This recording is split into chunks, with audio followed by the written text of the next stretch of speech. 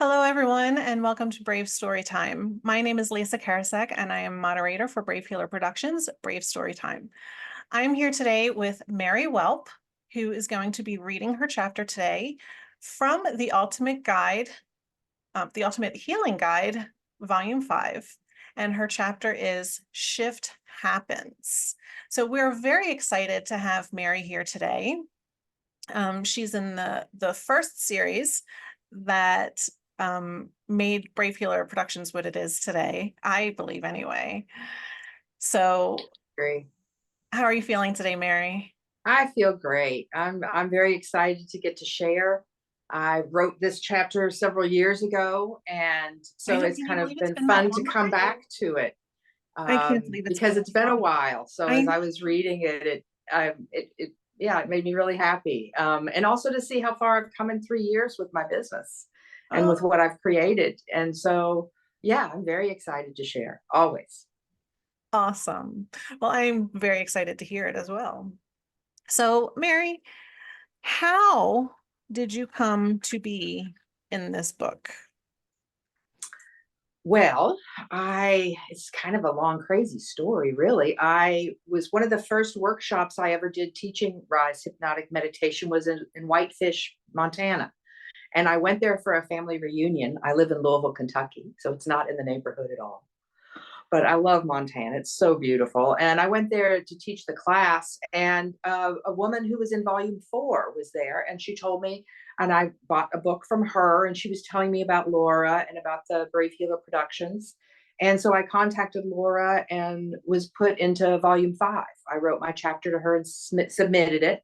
And then she accepted it and published it in 5. And it really was the impetus I needed to start writing, to realize that I do have something to say and that I can say it in a way that people can understand it. And it helped give me the courage then to write my book, which is really where I was headed, was to write the Rise Hypnotic Meditation book so that people could pick it up and learn the practice for themselves. I feel like it's really a time where we need tools, and mental health is a big issue in the world right now. And we're all struggling. I think the pandemic set us all off in different ways. So that's kind of where I was headed at the time when I met Laura and wrote this chapter. So it was fundamentally important for me, for my foundation, for the foundation of not only my business and this practice that I'm sharing, but also for my development. You know, it really helped me and gave me the opportunity to realize that I did have something to say and that it was worth saying. Well, I muted and unmuted myself. Beautiful, beautiful answer. I love that. So tell us next, why did you write this chapter? Well, I was really examining myself and my life and how things had shifted for me. I was 40 before I'd ever heard the word chakra or had a massage or really understood the connection of body, mind, and spirit, or was even beginning to understand and have an inkling as to what that meant. So I consider myself a bit of a late bloomer. And I think I struggled a lot, and which is what my chapter's about, until I sort of surrendered and let life find me instead of me trying to direct everything. Because what my mind was telling me I needed to do was not what my heart needed. And I needed to reconcile those things. Um, so that's kind of the impetus of what started it and why I wrote it. I love both of those answers. Um, how did it feel then? Because that was a great lead in. How did it feel writing your chapter? Um, Exposure.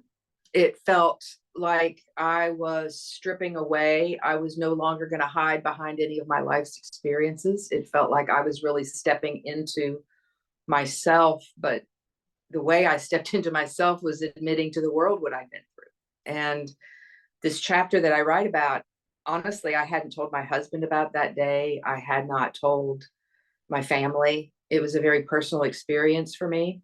And so I hadn't really shared it with many people. And I chose to share it with the world first and to write it as a chapter. But then when I did, my family and my friends were so loving and so accepting of what I had been through and sympathetic and encouraging.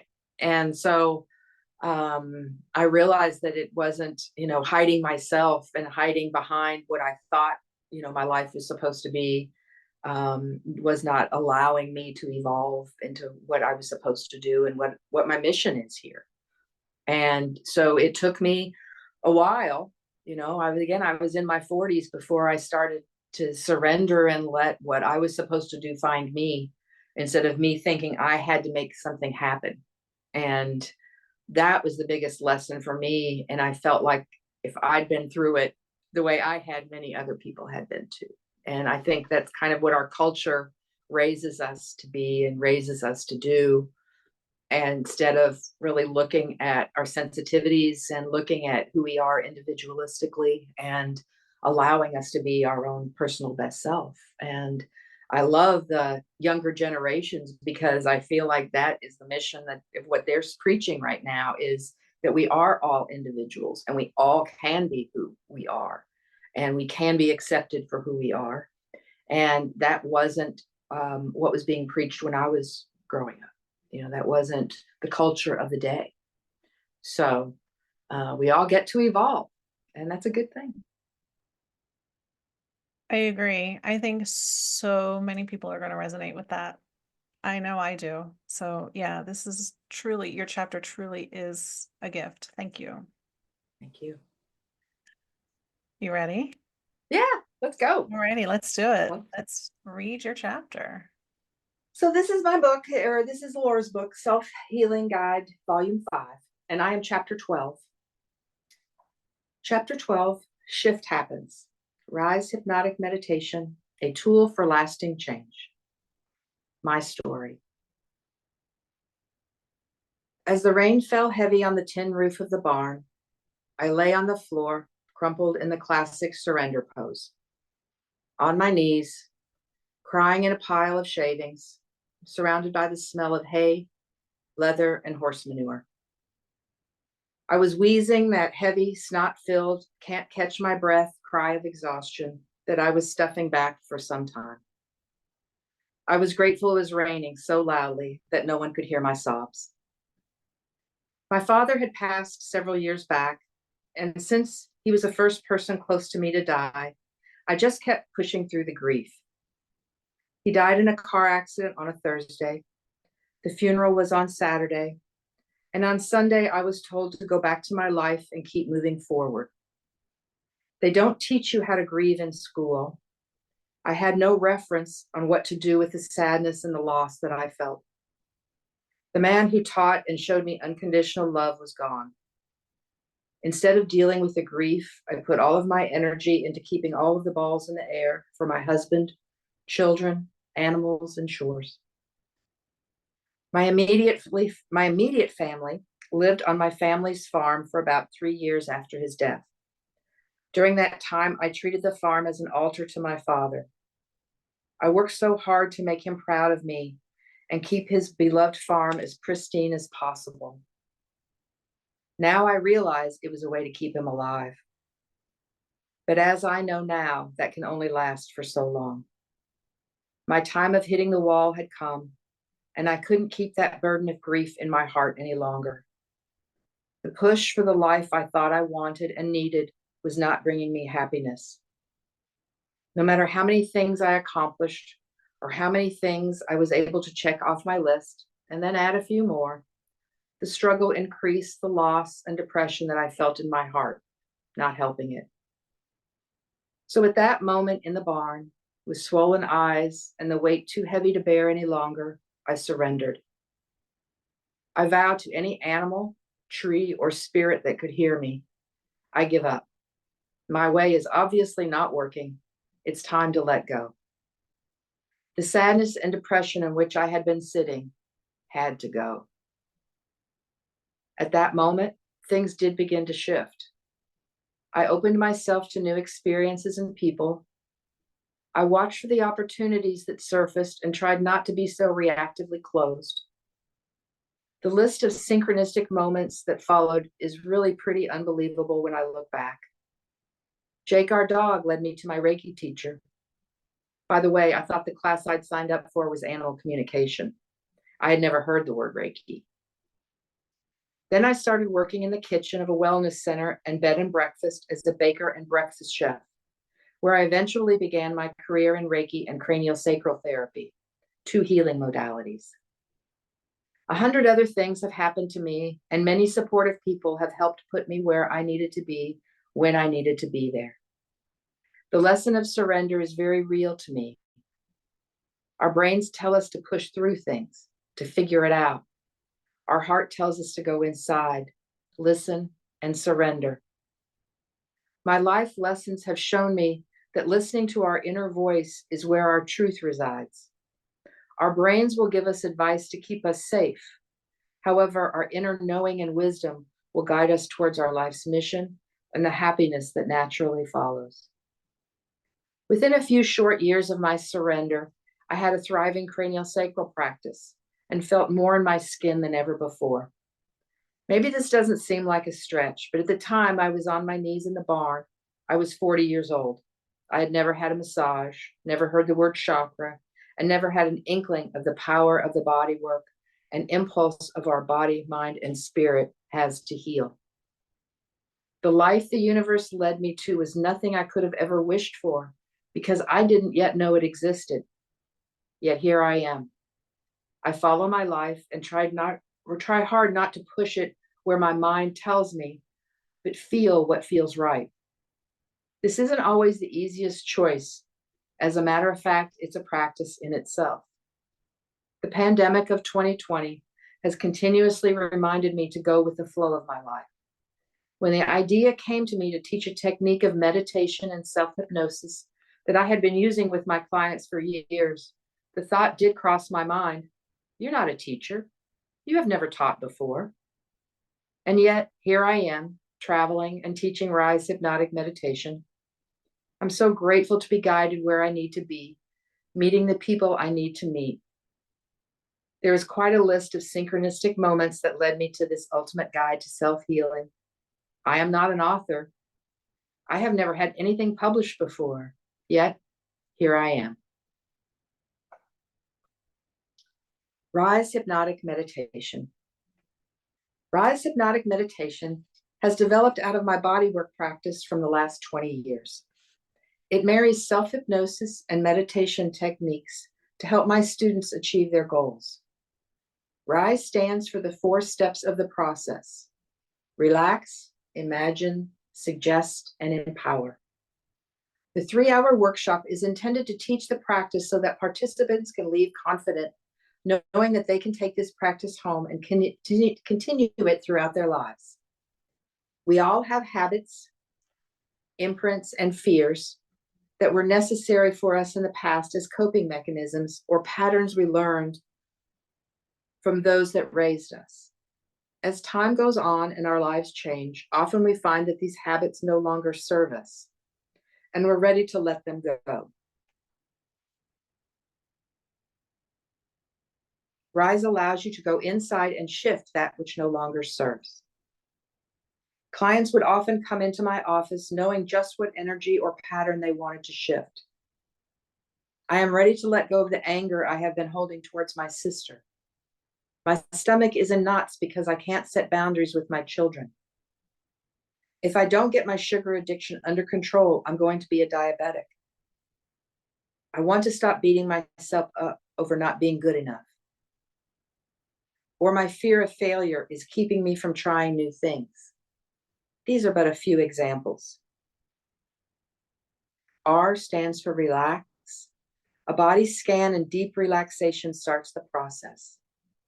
I stands for imagine. A safe and a happy place is created in the mind's eye. S stands for suggest. Plant the suggestion of what you want to shift. E stands for empower. Feel the results of the shift and stand empowered in that feeling. Practiced in a ritualistic way, as one would with meditation, these 4 steps allow the energy to shift in the subconscious mind. The subconscious mind holds all of our memories, our fears, our habits, imprints, values, beliefs, and many physical functions. Most of the time, we react out of information we have stored throughout our lives in the subconscious mind. Our conscious action is fueled by what we have stored in the subconscious. You can reprogram this information. Neuroplasticity is the brain's ability to reorganize synaptic connections. You don't have to stay in the loop of thought and habit. Change is possible. Shift happens. I think about the person I was at 14, and then 25, 40, and now 64. I know my values and beliefs were very different at each age. What core beliefs have I shifted, and which ones did I feel unconsciously doomed to repeat? Until you change your thinking, you will always recycle your experiences. Where has your thinking not changed? Where are you stuck? And this is the tool, the first step of Rise, which is relax. So if you'd like to join, please feel free just to close your eyes and join in on this progressive relaxation. I had the misconception for many years that when you meditated, you wanted to space out or go out of your body and up into the heavens, and your answers would be up there. Doing body work quite clearly showed me that this is not true. Our answers, imprinting, and truth is in the tissue of the body. It lies in our cells, tissues, and DNA. So when you relax, you want to focus inward. Let all of your energy and concentration go inside the body, even if you're thinking about your spine and your muscles. While you are doing this first step of Rise, you also want to take at least 3 deep cleansing breaths along the way. I suggest taking the breaths at places where you feel tension in the body, have pain, or tend to carry stress. Some common areas of physical tension are the hips, the jaw, the shoulders, the neck, and the hands. So while you are going inward and breathing deeply, you also want to do a progressive relaxation or body scan. I advise starting at the feet and moving slowly upward till you reach the head. Relax as deeply as possible along the way. This step alone has great healing qualities in reducing stress, controlling mood, enhancing self-awareness, generating kindness towards yourself, and improving sleep as it relaxes and reboots the nervous system. So relax. Find a comfortable, quiet place to rest for a few minutes. Silence your phone. Close the door. You can do this technique in as little as 4 minutes. Take in the exterior noises around you. Traffic in the background. Birds. Possibly voices in the distance. Just take in all of the external noises around you and then let it go. Turn your focus inward, closing your eyes or looking through a soft gaze. Start at your feet. Feel a warm pool of energy at the soles. Allow the swirling warmth of that energy to start moving up your legs. Next, feel the warmth at your feet and ankles. Draw the energy up to your knees, pausing to relax there. Then feel the warmth move up your legs and allow it to fill your pelvic bowl and hips. Take a deep, slow, cleansing breath and feel your hips drop even more into the surface where you are resting. Then feel the warm energy move up to your abdomen, filling your belly and coating your digestive organs. Relax your stomach. Relax your liver. Relax your respiratory diaphragm. Allow your focus inward to feel warmth filling your lungs and surrounding your heart muscle. Let them relax.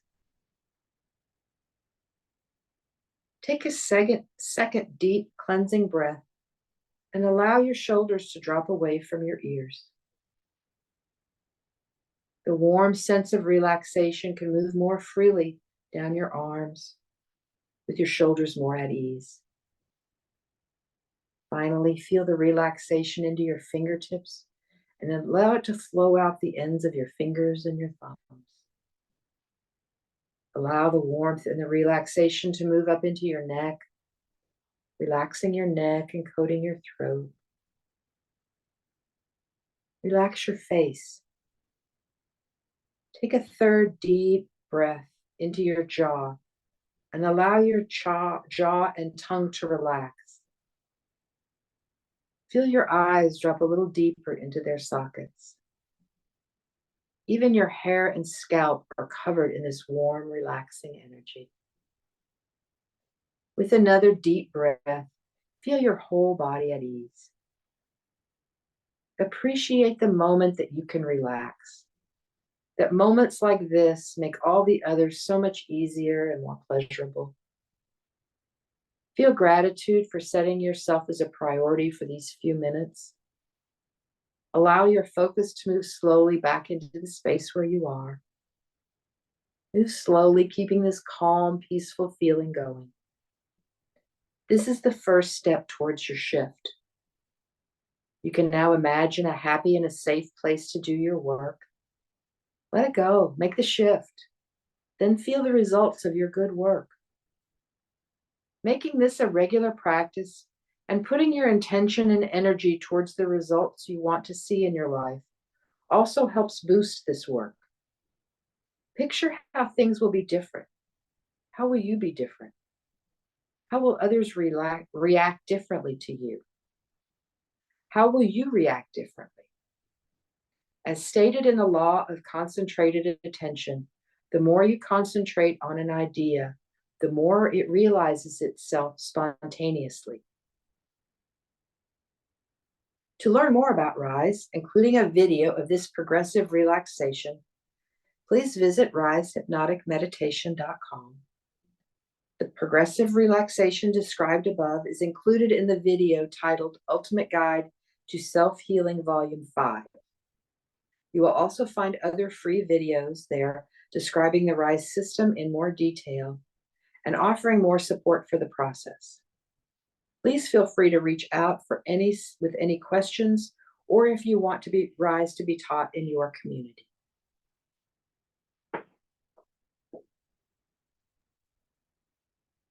Excuse me. Thank you so much, Mary. Thanks, Lisa. Take a nice deep breath. That was a wonderful meditation. Thank you. Glad you enjoyed it. Oh, thank you. I did. How did it feel reading the chapter just now to an audience? It felt good. I was surprised at the emotion that came up in me when I read it. It is a very emotional day that I write about. I guess I shouldn't be surprised. It's so much of my life now, and that I've written it. You know, I guess I thought it had lost a lot of its power, but it didn't. It is very emotional for me. But it felt good, and it felt good to share it because we all get lost from time to time. We all think we're right where we're supposed to be and then realize we're totally lost. And I know I'm not alone in that. And I know a lot of us are meant to do something in this life, and it takes us a while to figure out what that thing is and what our true nature is and what our true gifts are. And it took me a while, but I'm so grateful. And the chapter really makes me happy. It makes me happy as how far I've come and how much Rise has grown in the few years since I've created it. And yeah, it leaves me very grateful. Wonderful. Thank you. Is there any last thing that you want to say to the readers, to the listeners, to the audience here? Any last words about you, the chapter, your work? Is there anything that you're offering? Well, the work, definitely. I would like to promote that as much as possible. I do love to travel and teach, and I have a teacher certification program. So if anyone out there feels like this is work that they would like to do in their community, I teach at yoga studios, at mental health fairs. I teach at corporations. I even did a bridal luncheon where I helped guide people through Rise so that they could enjoy the wedding more. So there's a lot of people looking for this kind of work. And self-hypnosis and meditation are kind of one and the same. They marry very easily. And it's work that you can do when you need it. I've used it as an emergency, kind of got in a jam and needed to sit there and gather myself, and I can use the tool for that. And I use it every day to kind of reflect on the day. So if anyone feels that they would like to teach it or like to know more about it, the book is on Amazon, and please feel free to reach out. Go to the website. I describe why Rise works and a little more. There's some guided meditations, as I said earlier there. So yeah, please just feel free to reach out. This is a work in progress, and I love sharing it. Fabulous. So for the YouTube video, we are going to be putting all of Mary's links and bio and information under the video here. So be sure to visit her website and take advantage of everything. And for the Facebook listeners, Mary's going to go ahead and drop those in there herself a little later. And like I said, answer your questions and respond to your comments. Thank you so much, Mary. This was truly a pleasure today, being with you today. Thank you for Thank your you. brave story time. Thank you, Lisa. I enjoyed it too. Have a great day. Thank you.